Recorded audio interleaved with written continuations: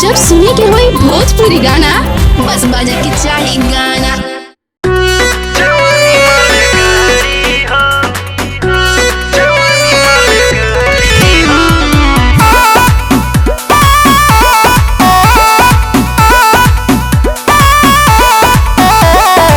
दिन भर के थाकल टूटेला बदनिया, बानी नया अभी कनिया हो।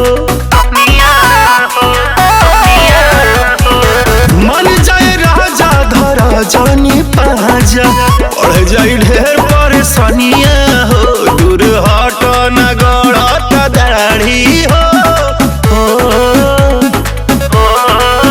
अरे हट ना न सहाई बदे है तोहर भारी हो।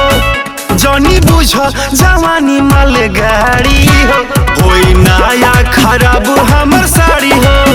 जानी बुझ जवानी माल गाड़ी हो।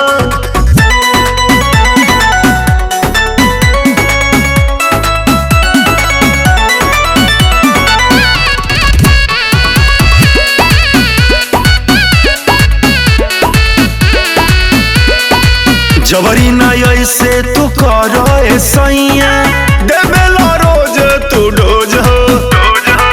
दुख में बानी करो ना नादानी, ए पिया को दे बलोड हो। जबरी ना ऐसे तू करो सैया, देवेला रोज तू डोज हो। दुख में बानी करो ना नादानी, ए पिया को दे बलोड हो। नए इंजन के कैला कबाड़ी हो, अरे हट ना सहाई बदे है तोहर भारी हो। जानी बुझ जवानी माल गाड़ी हो, होई नया खराब हमर साड़ी हो। जानी बुझ जवानी माल गाड़ी हो।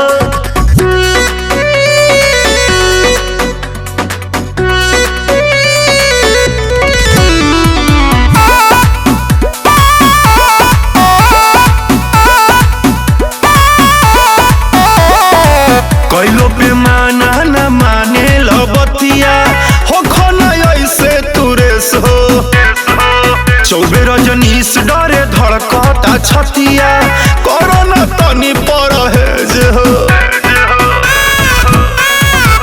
कैलो पे माना न माने लबतिया, हो खना ऐसे तुरेस हो। चौबे रजनीश डरे धड़कता छतिया, कोरोना तनी परहेज हो। छोटू धरे ले राकेश कबारी हो,